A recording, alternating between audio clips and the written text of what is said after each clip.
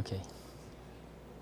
네, 오늘 그 트루스 세미나 저희가 영어로 진행하는 트루스 세미나인데 저희가 사실 2년 반 전에 먼저 했었어요. 근데 소리가 안 들리죠?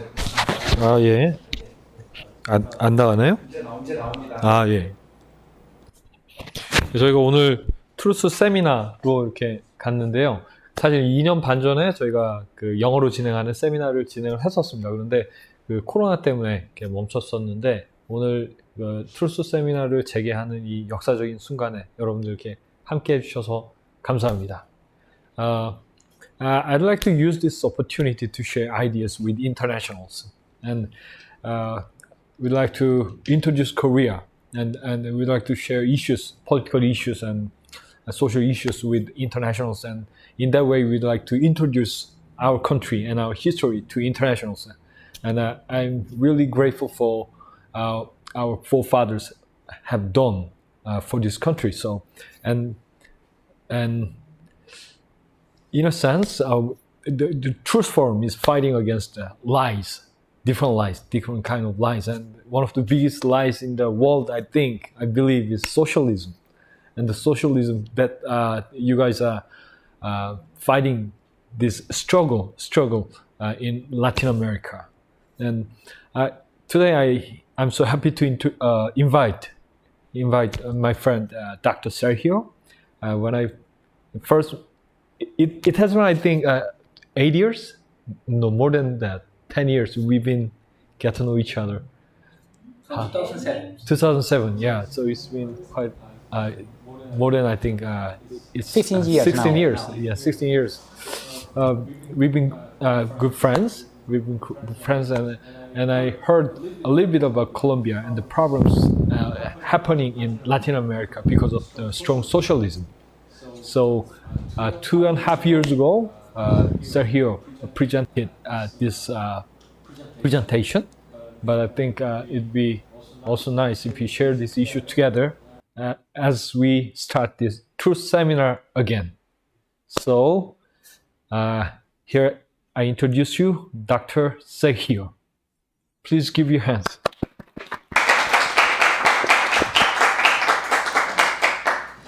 Well, good evening, everyone. Thank you so much, Mr. Kim, for your kind words to me. Today I will talk about the socialism in the 21st century in Latin America. Before I start my presentation, I just want to make clear that what I will tell you today is my personal opinion, my personal view. If you don't agree, it's okay. I am not trying to convince anyone. I am not trying to say that I am okay, I am good, and you are wrong. No. Yeah? Everyone has his own conception, his own belief, yeah? And it's my duty to respect all. So, the socialism in the 21st century is an inclusive society. It involves the creation of wealth based on high levels of scientific, technological, and knowledge development.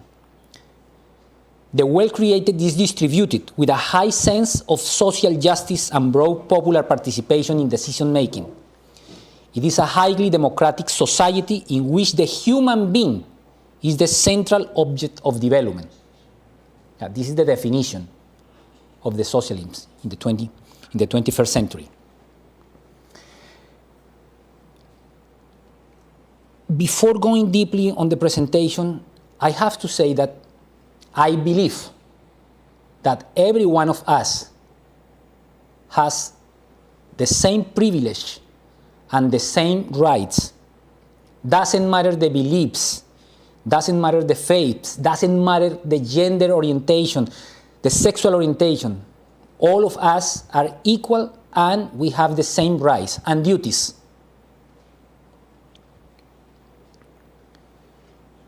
So these are the image of one of the most important leader for the socialism in the 21st century.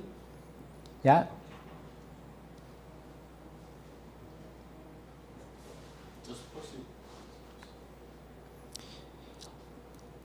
So basically,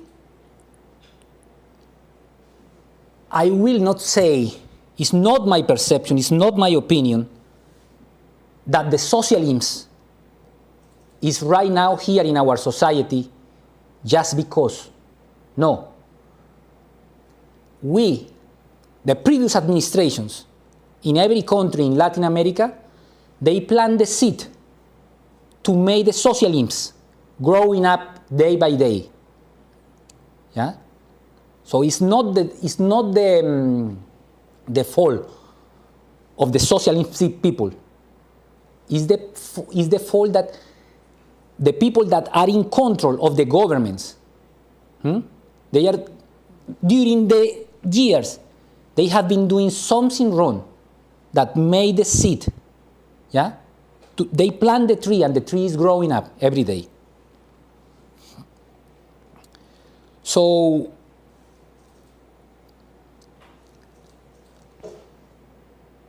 one of the most common things in the socialism is that they try to take advantage of that kind of failures that the government has in each country to exploit it, to take advantage of it. And we are the population of citizens, and they try to divide us. They try to divide us in good people and bad people. This is the first capital seed that they try to introduce into us. Yeah? So I am more important than you because my point of view is more important than yours by default. They didn't consider that we are equals. They just think that they have the right and there is nothing better than them. So they divide us. So there are one internal enemy. So based on the definition that I gave you 2 minutes before, it's not inclusive. It's by definition inclusive. But in practice, it's not inclusive at all. It's exclusive. So your point of view is different, so you are my enemy. Because I think different. And this is the internal enemy between us. But there are also an external enemy that comes from abroad. Usually for us in Latin America is the United States of America, the empire. So the conception that people that have the socialism inside their blood is the empire wants to oppress you and steal your rights.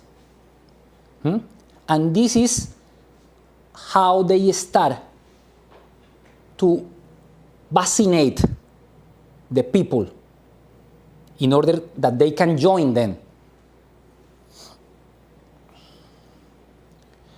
So the first thing is to insert hate.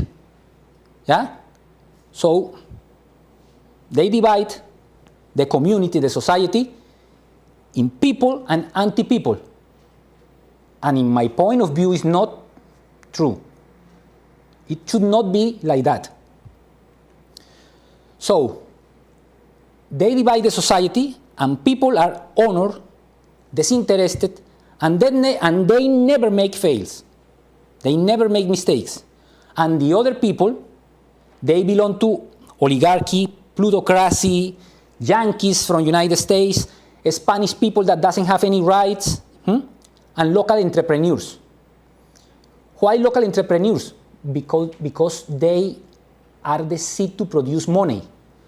And if you produce money, in somehow, you are the enemy of the socialist society.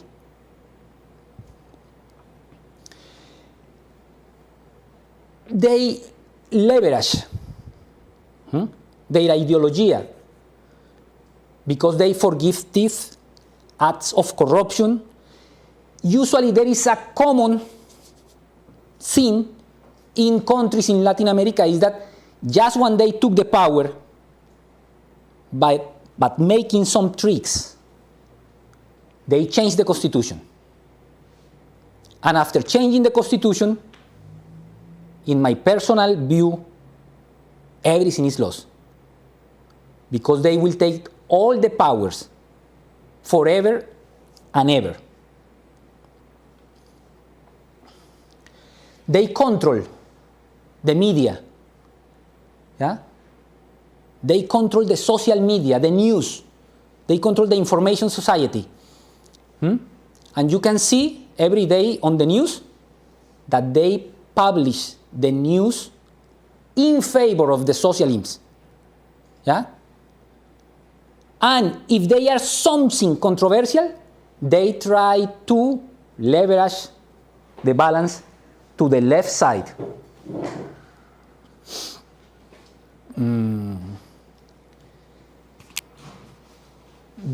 Since the kids are really young in elementary school, they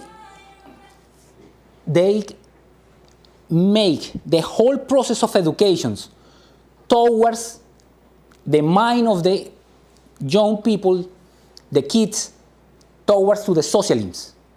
Yeah? And they say that the empire, that the United States manipulate us like a puppet. I don't know if it is something similar in these countries. It is? Same? Media education. Okay, media education. And one common thing is that at the end of the process of the socialism, when they took the power and passed so many years, the economies collapsed. Yeah?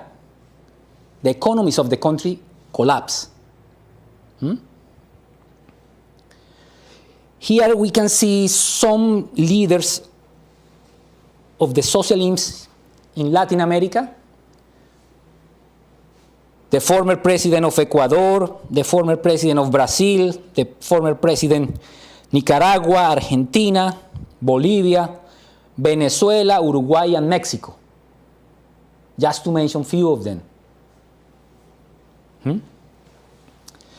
So let's start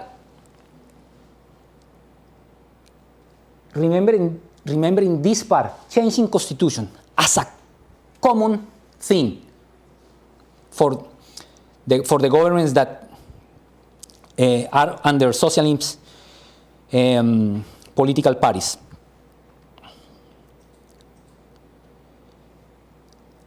Evo Morales from Bolivia. The period from 2006 to 2019. Usually in Latin America, the period of the president is for 4 or 5 years without re-election. Without re-election. But if you made the difference between 2019 and 2006, something happened. Yeah? And it was that in 2009, new constitution. Why new constitution? Because the population, our country needed. Otherwise, we cannot make the change that we are trying to do. So they convinced the people by a referendum, yeah, but some election, to vote in favor of the new constitution. And as a citizen, we support them because we believe in that change. And we love that change, and we want that change. So we support them, and we made the mistakes voting for the new constitution. Because in the new constitution, they catch your attention.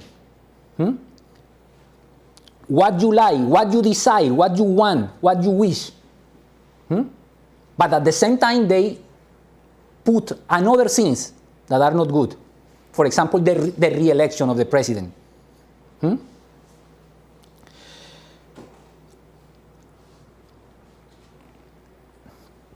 Correa from Ecuador. 2007, 2017. 2008, new constitution.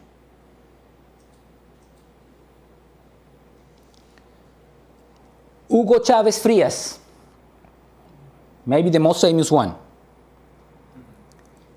1999, 2001. Yeah? In 2000, new constitution. 2001 and 2007, another election. And he, of course, he won because of the new constitution. And 2007, 2013, another re-election. And he died. Yeah? And someone else from the same party. Yeah? So the mirror about him, Nicolás Maduro. 2013, 2018 is the period, 5 years. But it's counting, because now we are in 2022. And it's supposed to be until 2018. Nobody knows when it will finish. I ask you a favor to read this number, because this is the inflation rate in Venezuela. So when we see numbers about inflation, more than 12, more than 13, more than 15, is something that, we are dying, right? But this is the inflation in Venezuela.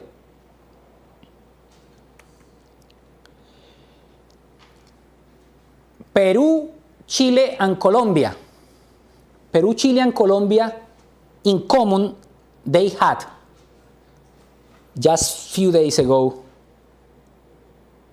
in common, we didn't have socialism. But as I told you, the governments every day may run things that put water on the tree of socialism and made they grow up.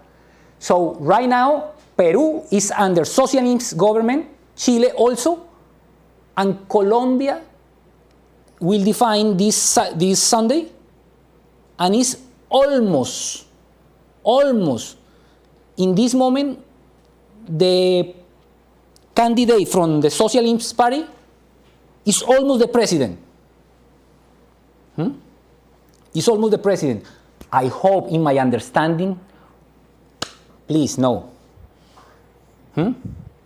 I will tell you why. Everybody knows Cristiano Ronaldo and Messi, right? The best two football players in the world. Nobody, absolutely nobody, so will say that they are not the best players in the world. They agree. They are the best players in the world. But everybody, you, me, we have our own skills. Messi and Ronaldo, they are absolutely good skills for playing football. But you have another skills for coding, and you have another skills for design, like you. And in my point of view, the goalkeeper has also different skills. And that kind of skills are not exclusive, are complementary. So Cristiano and Messi, they need a good goalkeeper in their teams. Right? But what happens if they don't have goalkeepers? Something happened. Yeah? Some event happened, and the team doesn't have goalkeeper. They have one goalkeeper maybe from the under 15 or 17. He's too young and mature player. Yeah? But the worst goalkeeper in the world is better than Cristiano and Messi acting as a goalkeeper. So if I have to choose the goalkeeper under 17 because I don't have other goalkeepers, and Cristiano or Messi that go to the net and act as a goalkeeper, I prefer the goalkeeper under 18 because he has the skills to be real a goalkeeper. Messi and Cristiano don't have that. Clear? So in my point of view, the best candidate, no, I will change the words. The worst candidate from other political party, the worst, is better than the best candidate from the socialists. This is my point of view. The worst from them is better than the best candidate from the socialists. Ooh.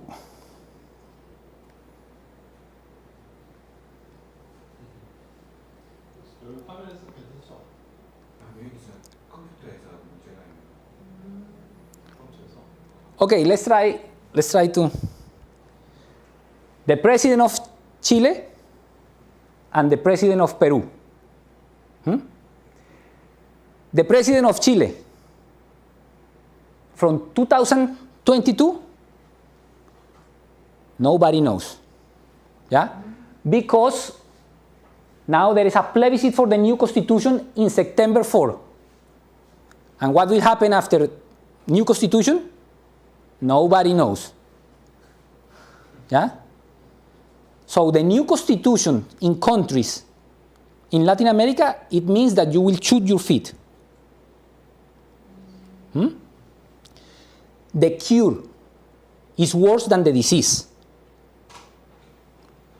And in Peru, elected in 2021, and referendum for the new constitution October 2, 2022. So, if we check the same, new constitution, new constitution, new constitution, new constitution now and new constitution.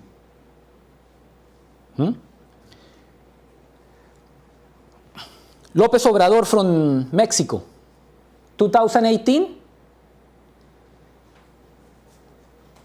to until nobody knows. New constitution, October 24th, 2021. What happened different from these guys? Yeah? New constitution and we don't know when they will finish. With these guys, maybe someone else behind them, they will take the power. Yeah? But it's just a matter of changing the image. Yeah? The character of the person. But the ideas will be the same.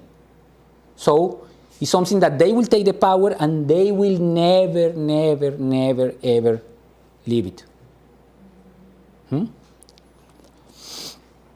Something in common with the Asian countries? No? The same thing happened under Moon government. The same thing happened here?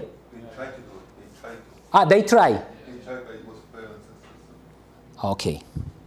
Exactly the same. Actually. So, and while we took the dinner, we talk about the feminisms and that kind of things, right? So, in my point of view, everybody, women or men, we are equal. We have the same rights and the same duties. But there is a misunderstanding of the gender equality and race. So I will try to show you one example, and you can stop me, interrupt me, and say me, hey, no, this is not true. Up to now, we agree with that, right? We agree with that women and men are equal. But something happened, and there are some people that has more rights than us. So the men compared with the woman, the white man compared with the white woman, he has less rights just because she is a woman. But if the woman is black, she has more rights than the white woman. Yeah? And if someone transgender female, she will have more rights than all of them. And if the woman is transgender from the black race, she has more rights, yeah? Because this is something that they try to put in your mind. And this is not true. All of us are equals. Doesn't matter the gender orientation, sexual orientation, doesn't matter anything. We are equals. And do you remember the Me Too movement? In favor of the woman? Please don't interpret that I am not in favor of women. No. Yeah? For me, we have to respect all of them, all human beings. So I am not against that. I am against the philosophy behind that. So me too. And they create a movement.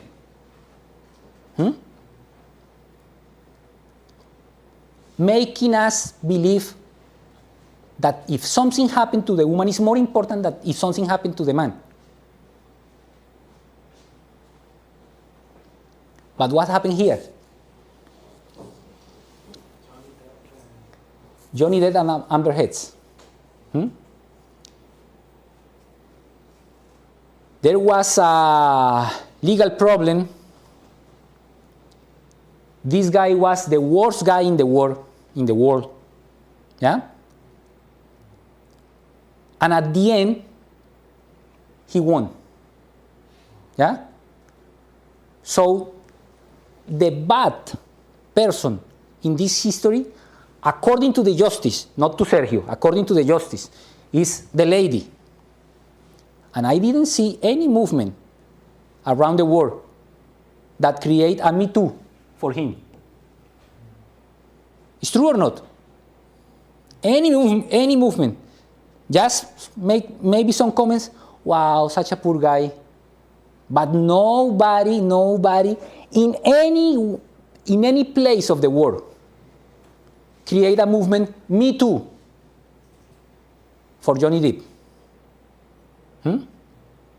He just won.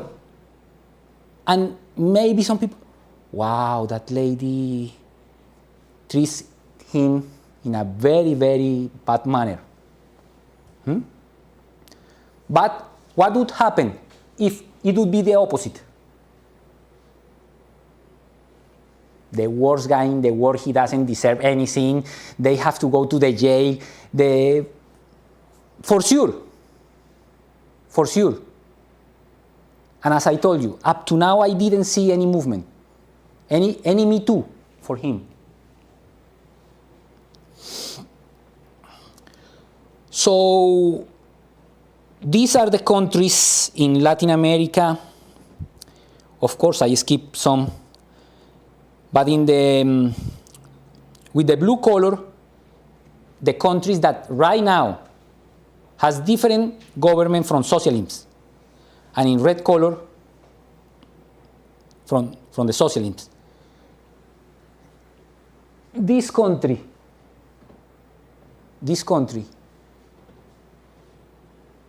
almost will be red. I am praying that no, but I think that after Sunday it will be red. But we can see here the inflation of the countries. And we can see a common pattern with the red color, yeah, the countries that have the highest inflation compared with the other ones.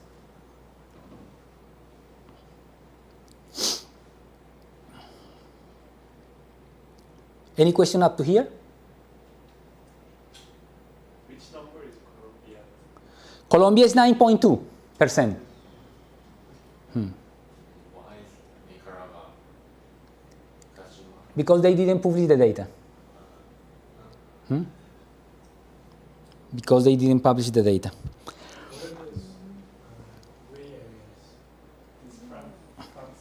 Yeah, from in blue color is, let's say, the right political parties. In red color, the socialist political parties, and in green color, the center. Yeah. Gray areas are Guyanas. Guyanas are like, they were historically like some colonial territories from France and England. So they are not really like Latin American countries. They are just like some kind of, how would you call that? I don't know the word in English for that, but that they are not like they're more like French and British territories. Mm-hmm.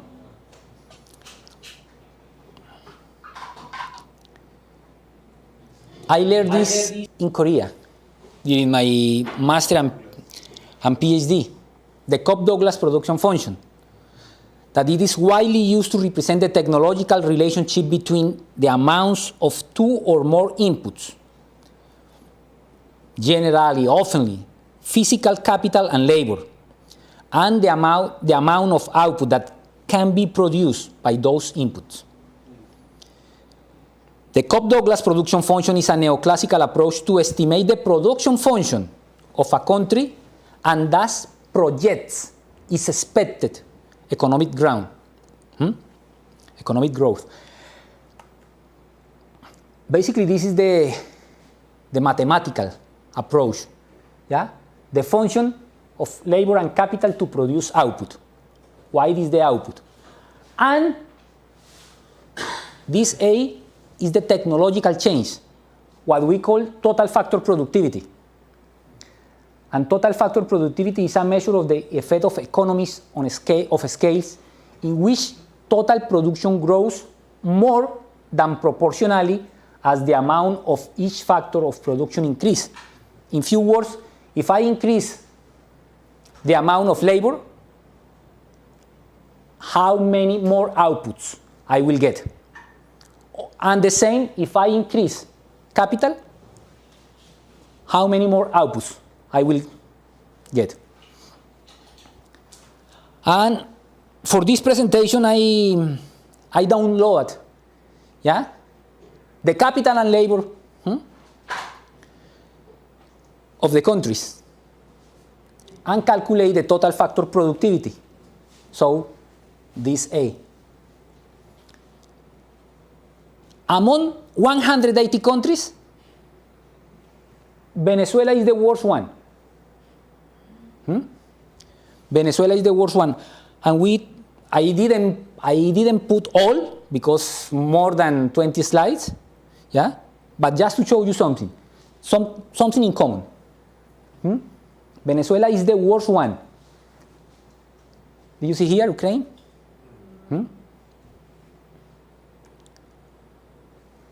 155. Ecuador.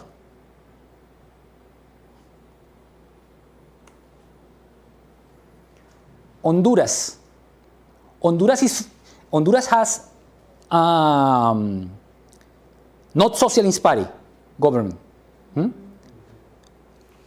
but they are here because a lot of corruptions, and also because they changed president not by election, but so the previous president, yeah, was derogated.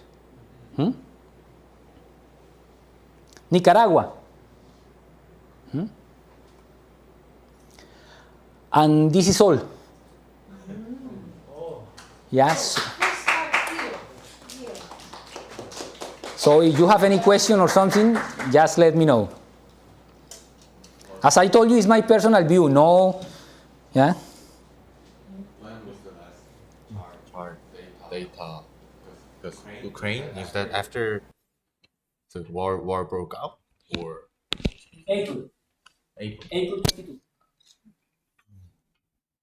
Yeah, well, we didn't know much about Ukraine, right? But when you try to look for on Google, yeah, to search on Google, it appears as one of the most poor countries in the world. Really, but I don't think so. How can I know that? So, made this, check the data, and oof, yeah. In the total factor productivity, they are not good. So they are not producing as much as they can produce. So I am here to respond any question. Any question is welcome. I recollect that you're a doctor. Yeah. So you learned about research, right? And it seems like you're looking at the data. And what kind of research questions are you pursuing nowadays? No, it's not related with political issues. Yeah, I am not in the field of political issues. I just made this presentation, yeah, and I check the data, search the data for today's presentation. Yeah, because since I studied in Korea, I learned that everything that I have to show to someone, I have to support with numbers. Yes. That's why yeah. Based on some evidence. Yeah. Yeah.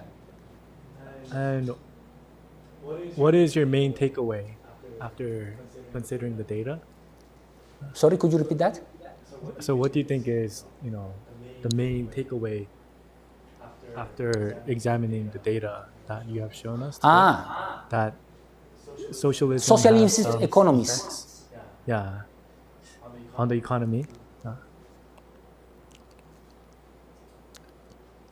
Compress the factor of production. So instead of producing more, to giving more wealth to the population, yeah, they are producing less, but they are spending more. So at the end, that's why the economy collapsed.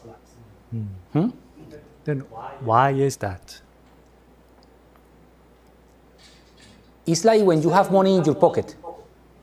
Yeah, it's like when you have money in your pocket and you pay something, and tomorrow something, and day by day something. At the end, your money is empty.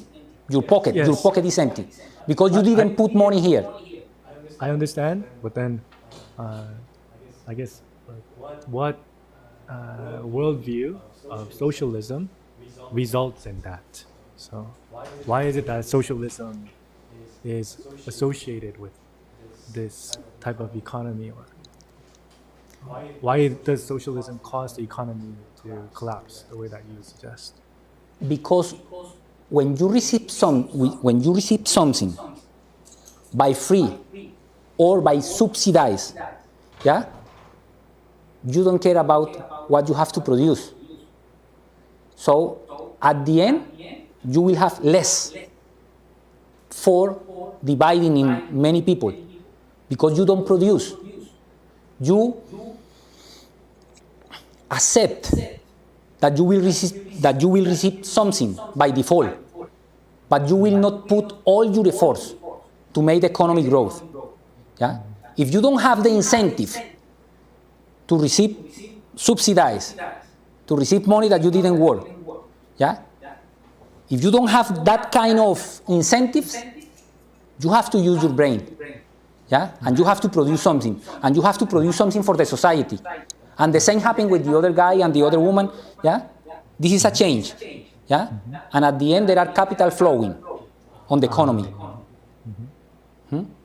This is my point of view, based on numbers. I recollect reading a book called like Animal Farm. Mm-hmm.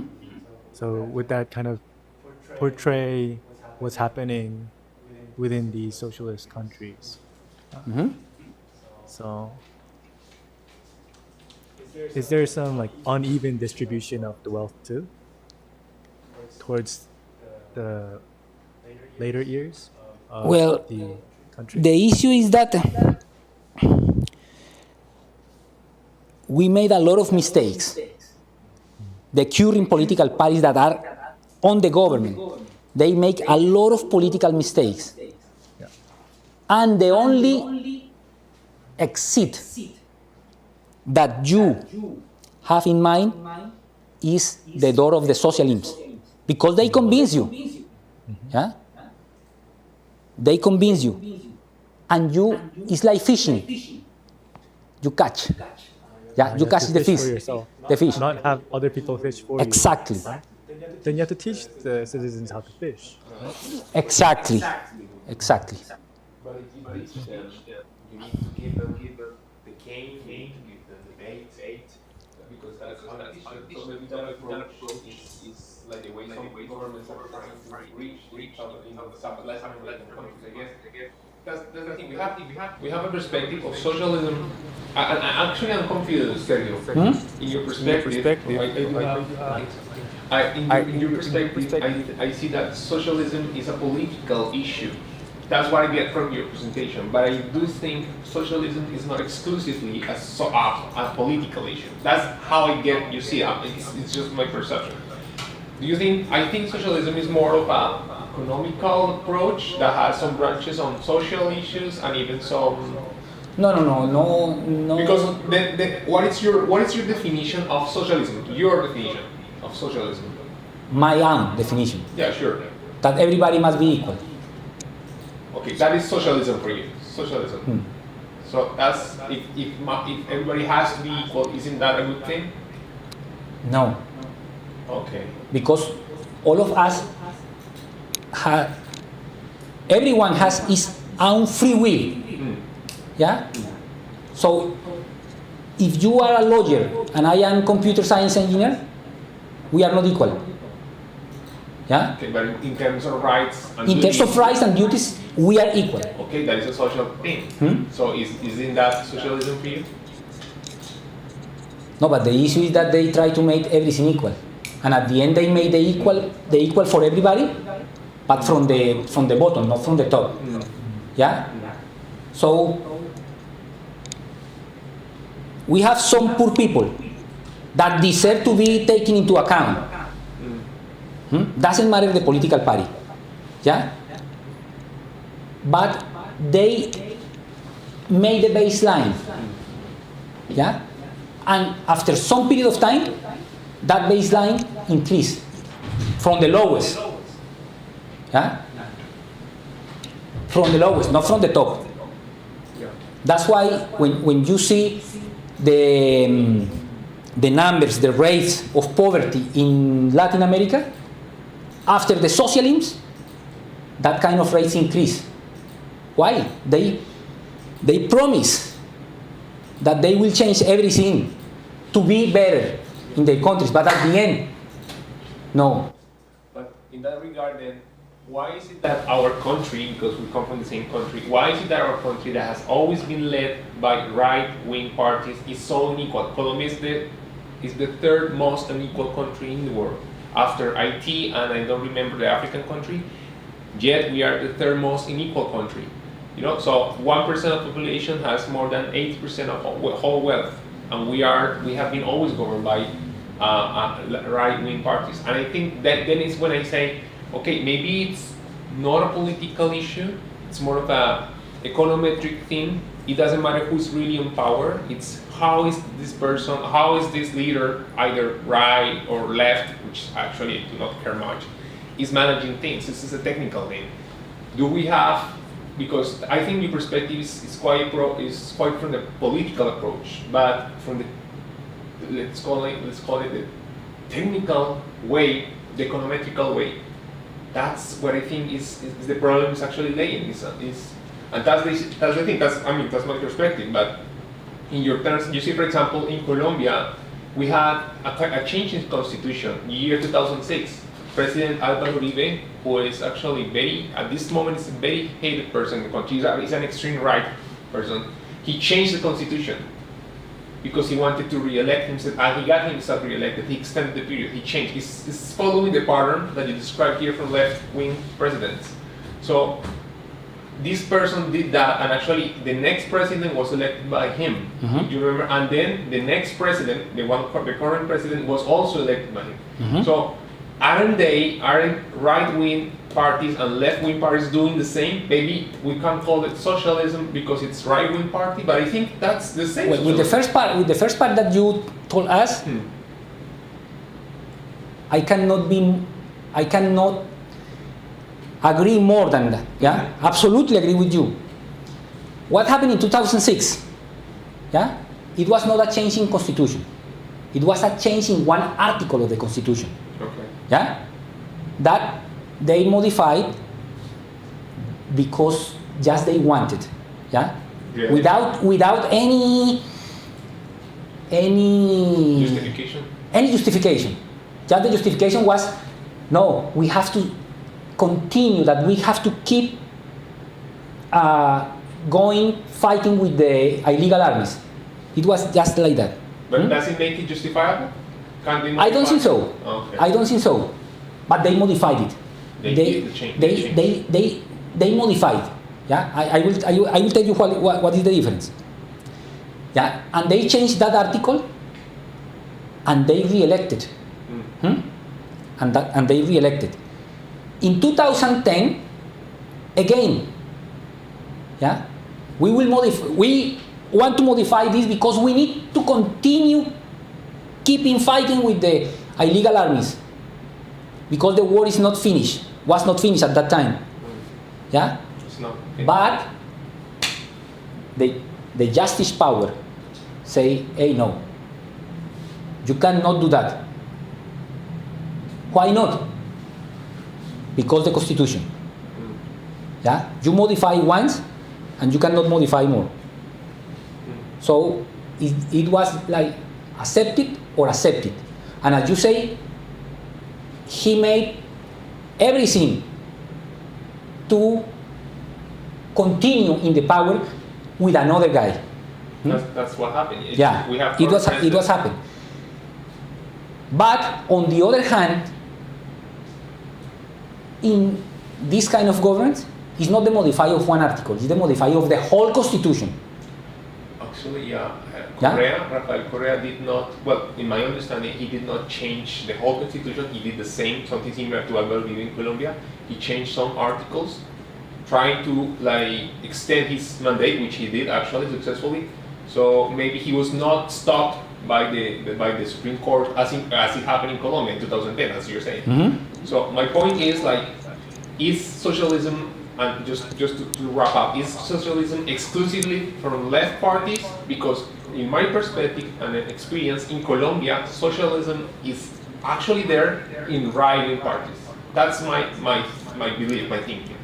We have that already in Colombia in a very strange form. In somehow I agree with you, because this country is the only one in Latin America that never, up to now, had socialism, yeah, as the governing party, as the power, yeah.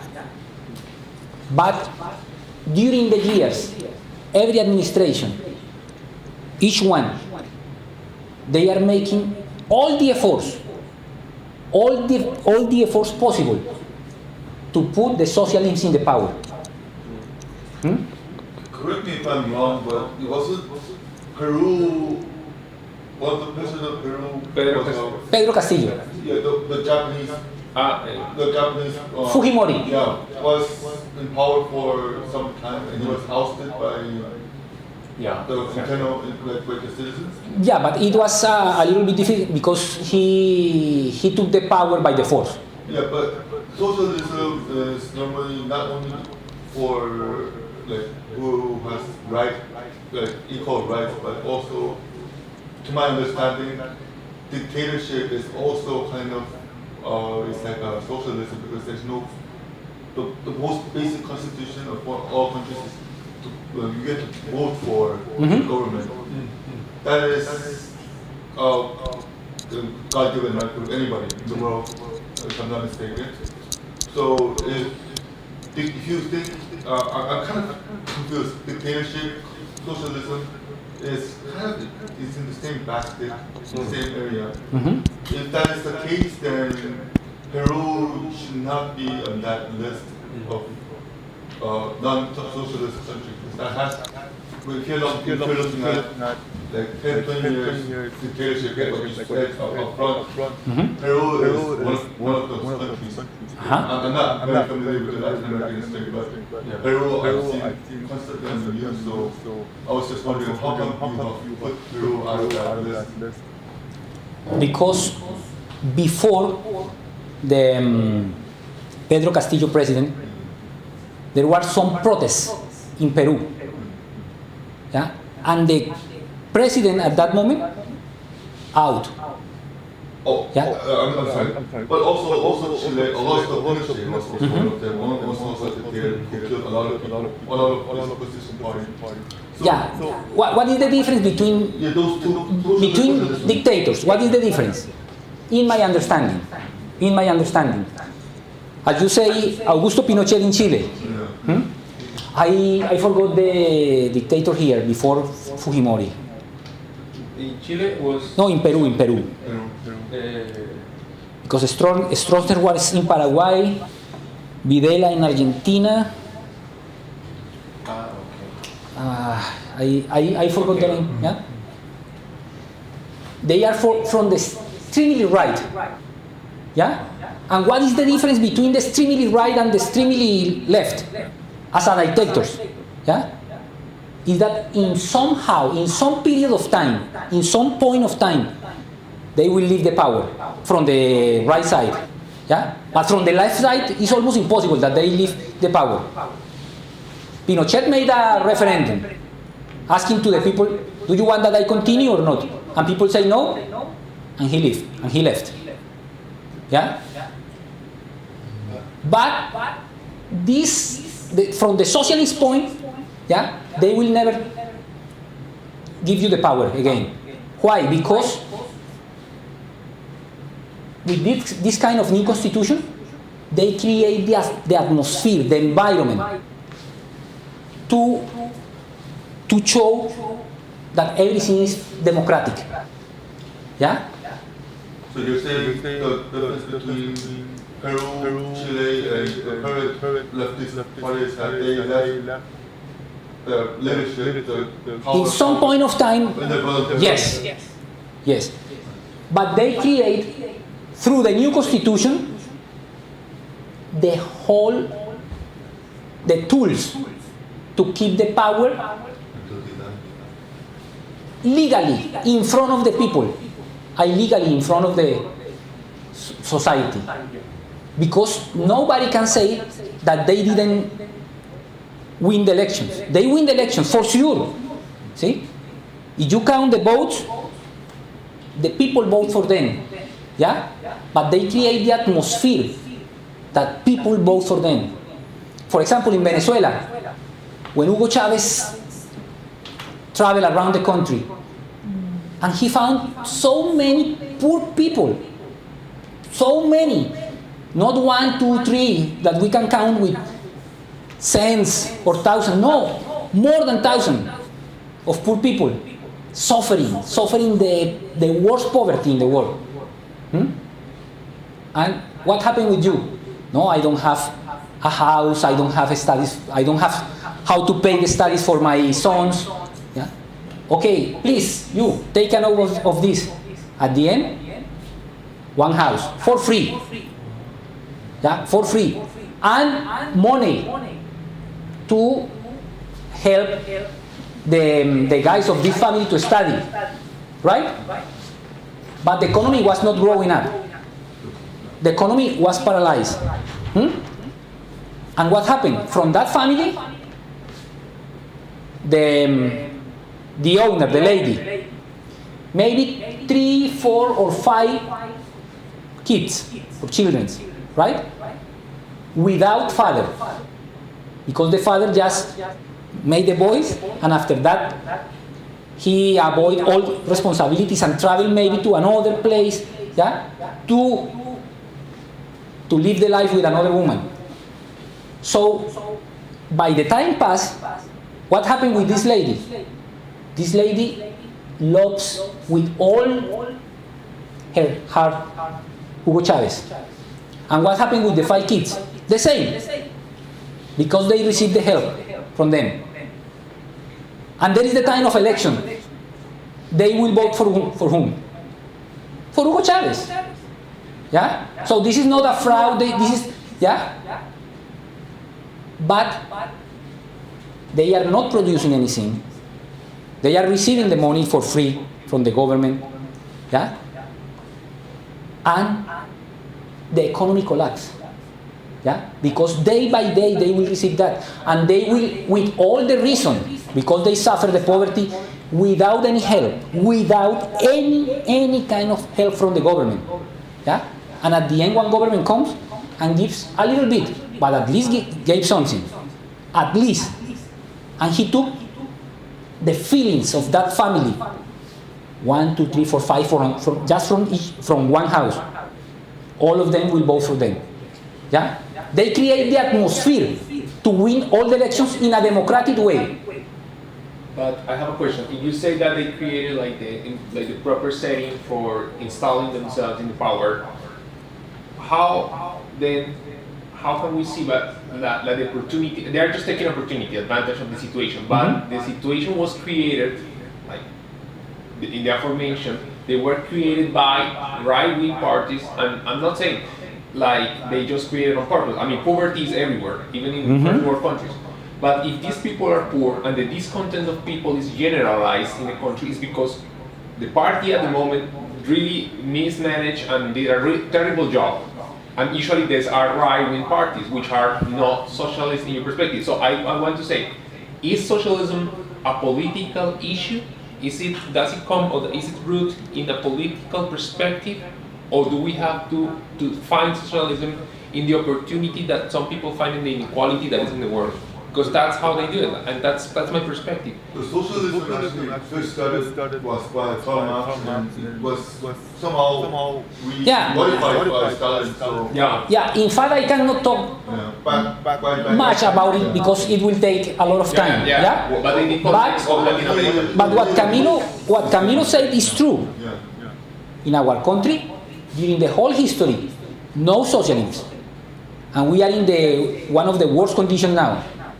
So, the political parties, in our case, the right, the right and the extremely right, both, the right and the extremely right, create the conditions to make the socialists grow up, to make the wave unstoppable, because a lot of corruption, and people really want to change, people really hate the situation. People didn't feel, how can I say that? Hope. They don't have any hope. They don't have any hope. And again, the same guys with the same ideas, with the same propose, they will govern us for another 4 years and they will steal the whole country again. And in 4 years, steal the whole country again. No, I will change. And they change, But as I told you, the worst from the right is better than the best from the left.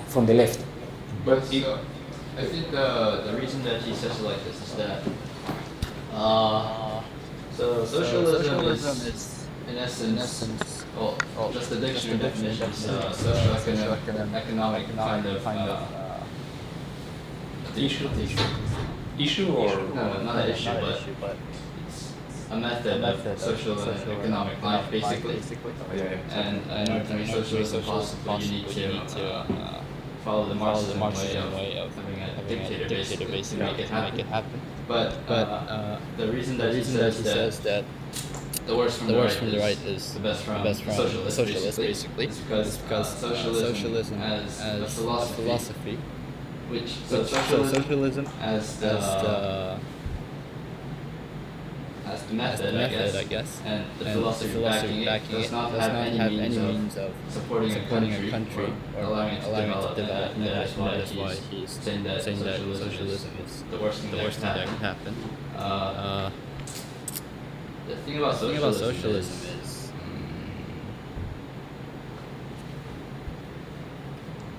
you have the equal people, right? But so I think this is where 21st century socialism and normal socialism diverges a bit. Is that normal socialism, it's agrarian community and people are equal and they receive things from the government. Basically, that's how it works. And then you have to by default. By default, everyone. Yes, basically. They receive on a regular basis from the government that allows them to live. And they're all equal, and they're all farming basically. You have the dictators that control them and supply them. But honestly, they're just specialized elites, the top of the elites that live the high life, I guess. They want to continue that type of rule. So it's not honestly, it's not very glamorous.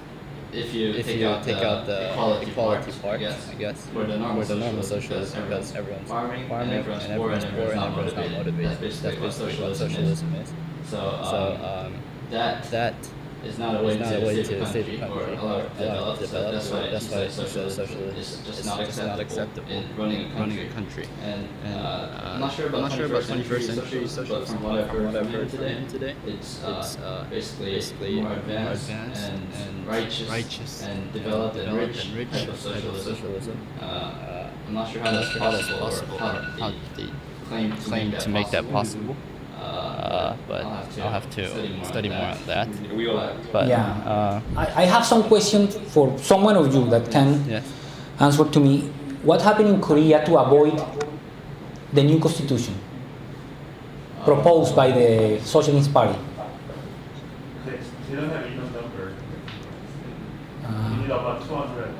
200 votes in the Congress, the Parliament, 170. and they say no. No, because the other party has 170, so they have a lack of 30 votes. So they just make a new constitution. So What is your opinion? It was good at that moment that no change in constitution? Yeah, I don't like changing constitution. In constitution. Because maybe it's good to. So we have like a 5-year presidency, maybe 4-year presidency twice. If that kind of constitution change is a good option, but what they try to do is they try to make like a An eternal loop. Make a leader in the Congress. What's that? Uh-huh. 총리가 영어로 뭐죠? They wanted to take the whole powers. Prime minister. Yeah. Make a prime minister system. They try to do that, and then also they try to put some kind of far left idea inside the constitution, like some event of what happened in the past in Korea, like April 18th, some kind of that, so that's why I kind of reject it. I don't like it. And one thing I want to say is that the reason why he said that worst right party people is better than best socialism, because I think if we think about the case study in the world, so it's very hard to find successful social country in the world, right? Yeah. And then So you will not find it. yes, Yeah? and then, for example, I agree that some right-minded countries sometimes they fail, but many you can find successful example. But it's our fault. Yeah. It's our fault. Sometimes fail, but Yeah. we cannot find good example in the successful social country. I That's why. will show you why it's our fault. What he Yeah? said makes sense. Right? Yeah. I will tell you why it's my fault, why is your fault. Yeah. Because in my case,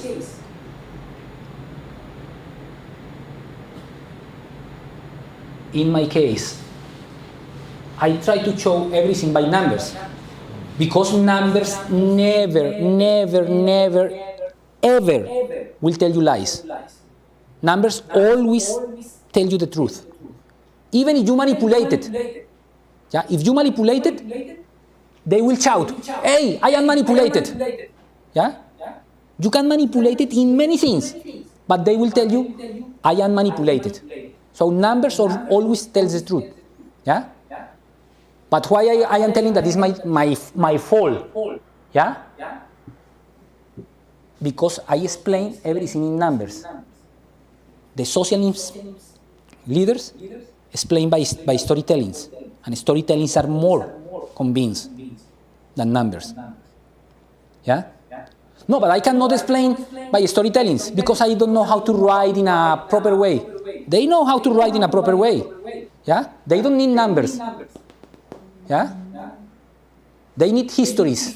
They need to create histories. Yeah? And histories are more powerful than numbers. Numbers tell you the truth. Histories, storytellings will tell you what you want to hear. This is the main difference. When we can explain that numbers in storytellings, everything will be different. The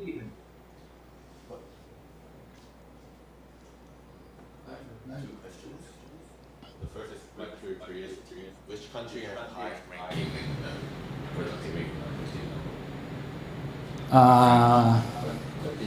I don't remember. US is one of the. Yeah, it's usually the first. Also Bolivia. Bolivia has the highest in all Latin America. This is an exception. Misael, exactly. Yeah? And if you check now, Bolivia is one of the countries in the world that has almost zero inflation. Almost zero inflation. Why? This is another history. Yeah, that we have to explain because they inject dollars in the economy from the reserves that they have. Yeah, and someday they will not have any on the reserve. Yeah, but up to now, by numbers, Bolivia is the first country in Latin America, over Brazil and Mexico. But may I interrupt there? Like, it's funny thing because Bolivia was like when they started producing and exploiting their natural resources is when the numbers started increasing. Especially, I guess, what is this material they make batteries from? Like Lithium. Lithium, yeah, lithium. So they have the biggest reserves of lithium in the world, and they were property of some French and British companies. When Evo Morales, the president, took over, he took the property of these exploitations, and they actually increased the industry. And that's why Bolivia, before those numbers were to British and French companies, so they will just generate the most of gain from it. Now it's Bolivia.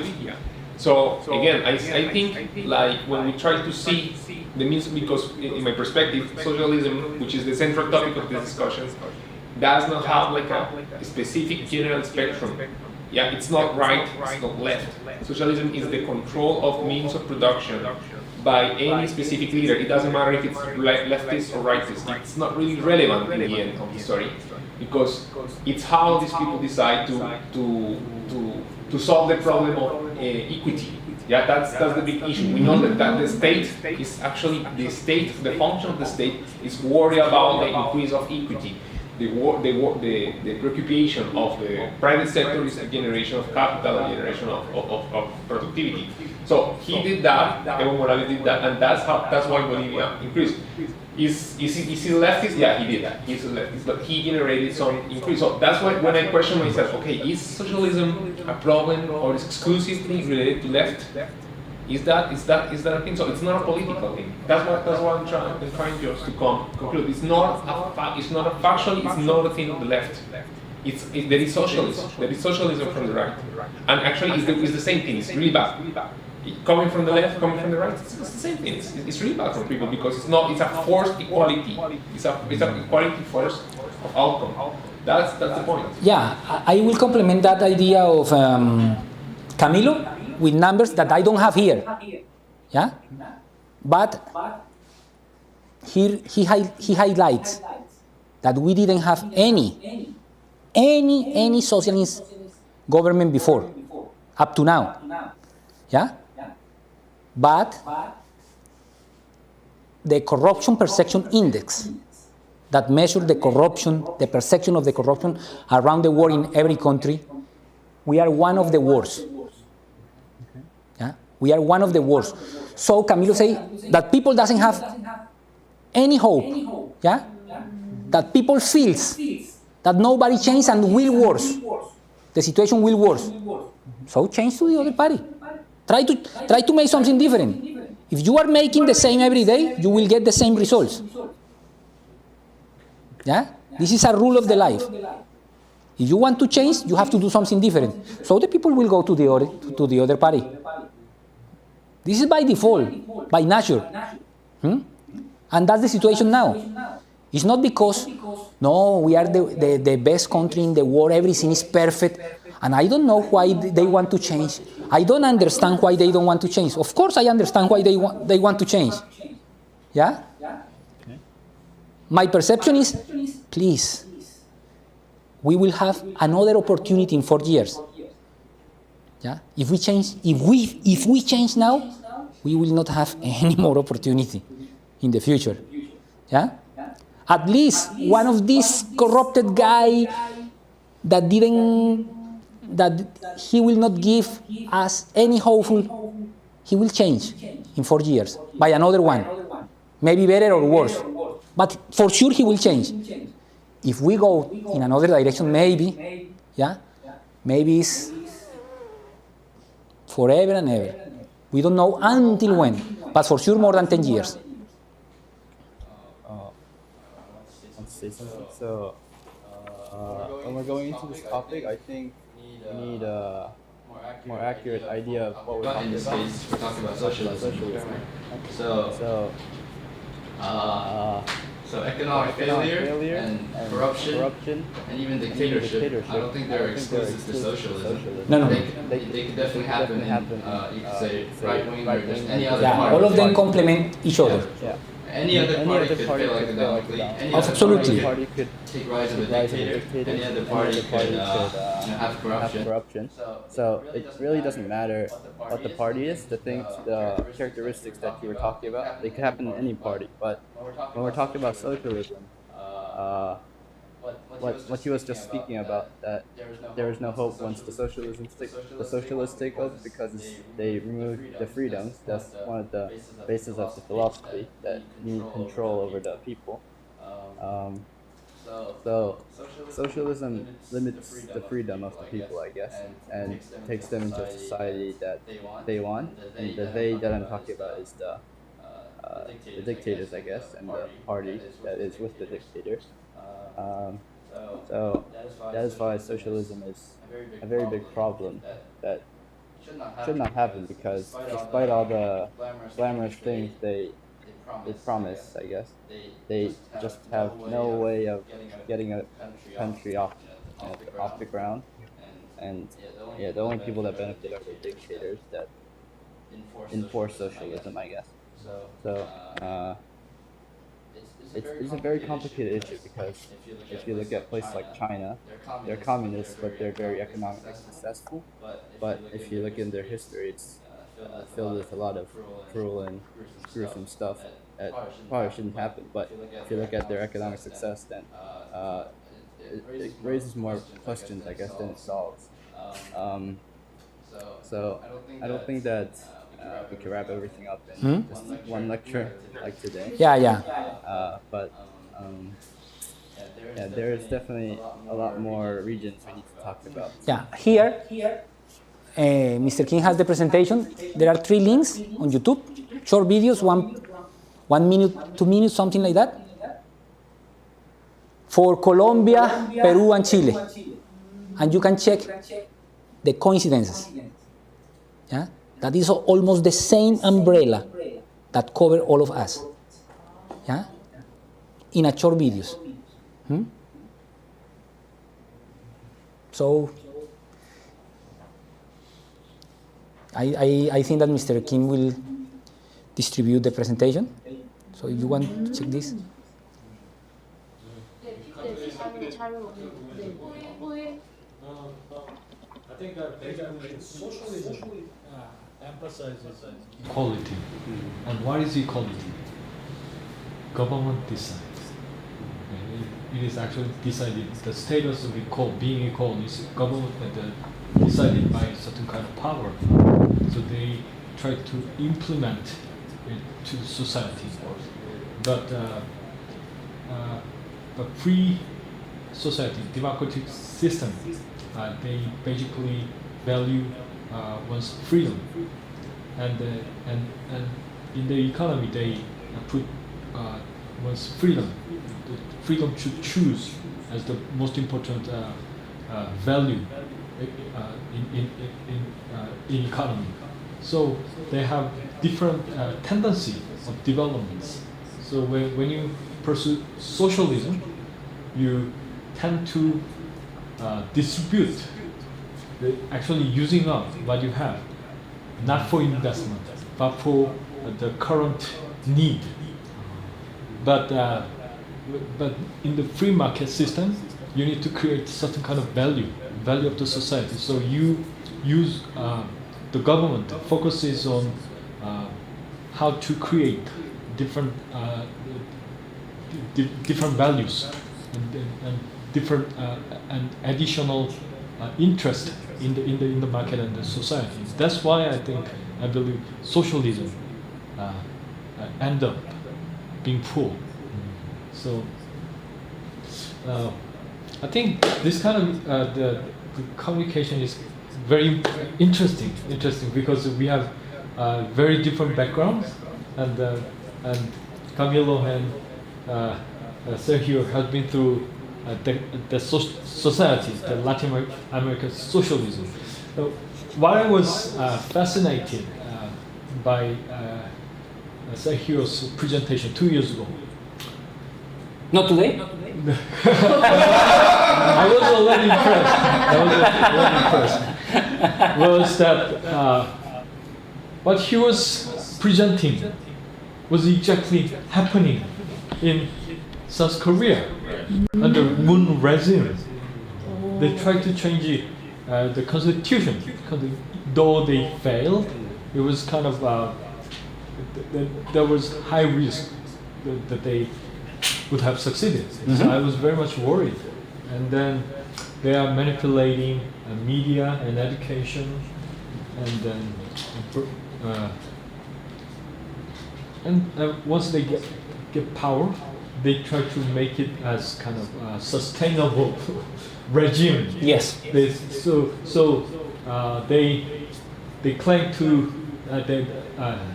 they tell people that they will at least maintain this power 20 years. If that happens, at least. Yeah, at least. If that happened, I think South Korea would have become like Venezuela. And you know what? They actually praised Venezuela model. Did you know? The Korea Broadcasting Station, KBS, is National Broadcasting Service. In their documentary program, they praised Venezuelan system. It's 3 years ago. Yeah, 3 years ago. Yeah, 3 years ago, they aired the program. It's disaster. But thank God. I think Moon regime, I believe, it's one of the most radical leftist, socialistic government ever in the history of South Korea. But one good thing is that we Korean people got a lesson that socialism sucks. Yeah. So I think it's and then the more important thing I think is that the Moon regime actually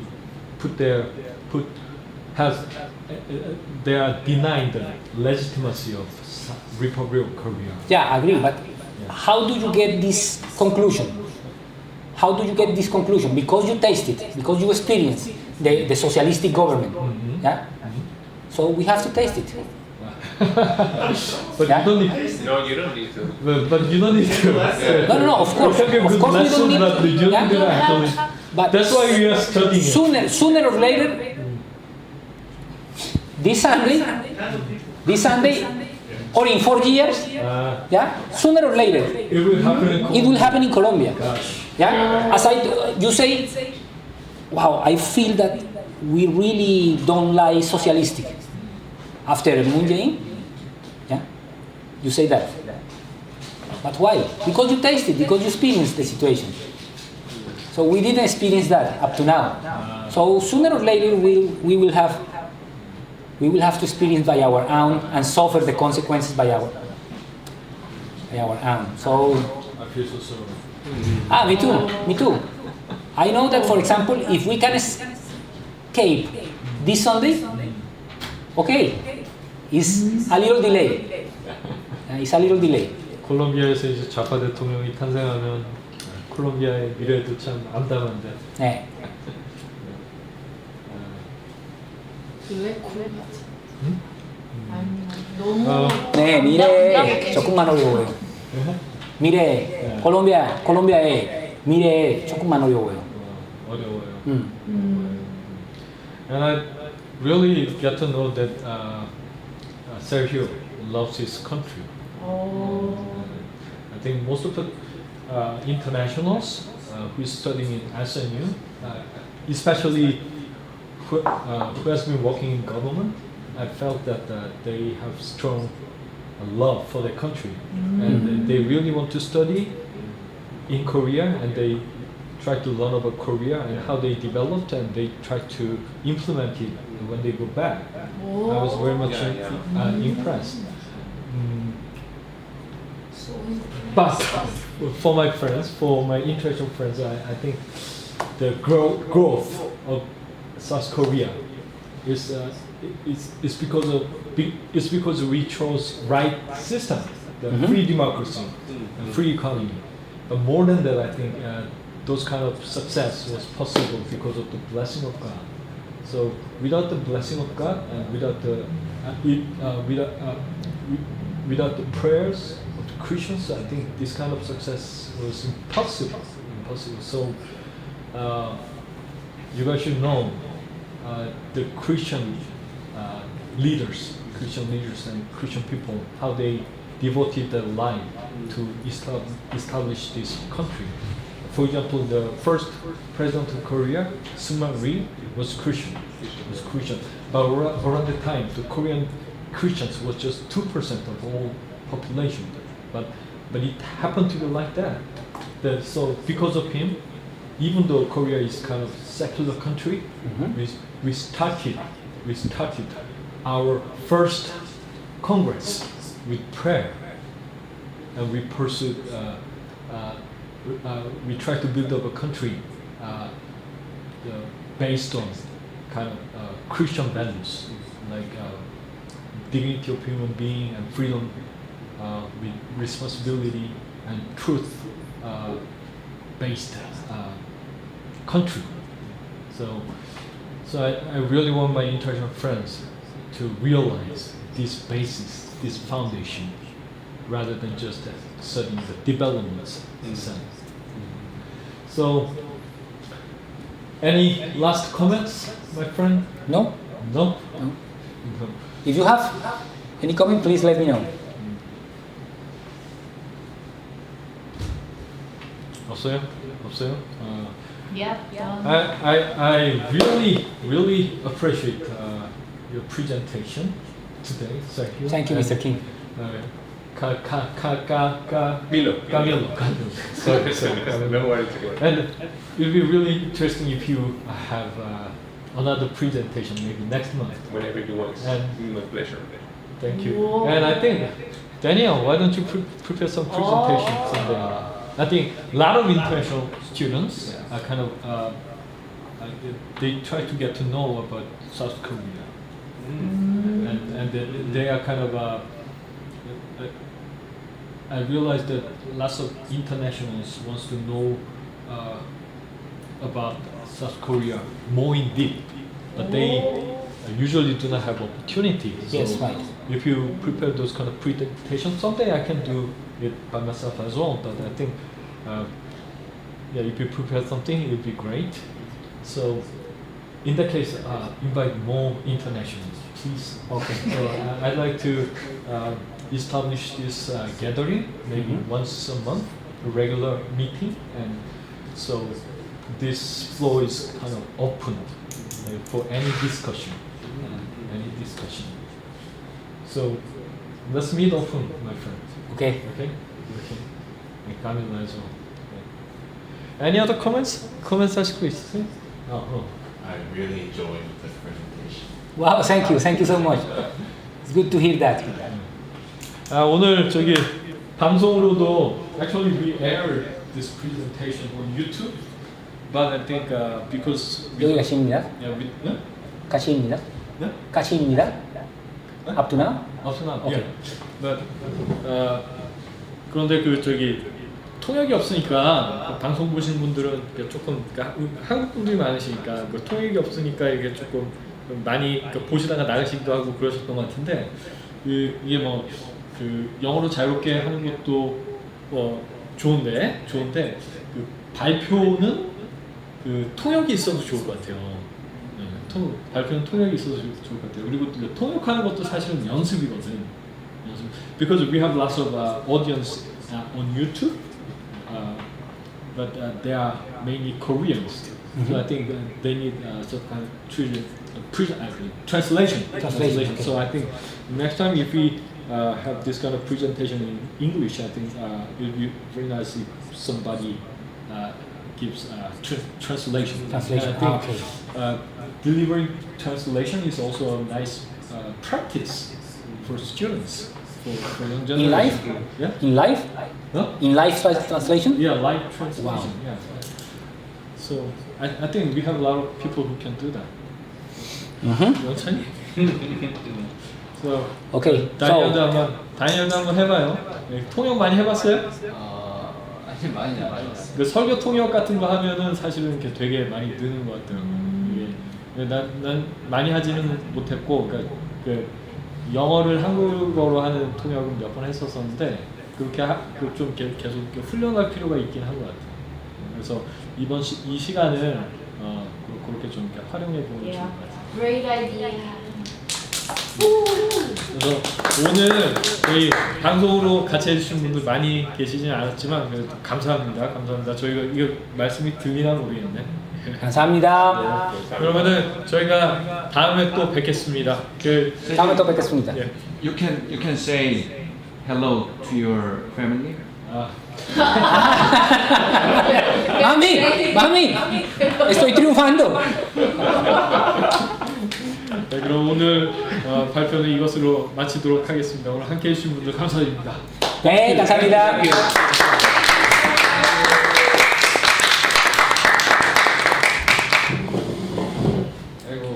아이고 이게 뭐 이게 처음이라서 조금 어색한 것도 있고 그럴 텐데 네. 조금 우리가 다듬어서 같이 나가면 좋을 것 같아요.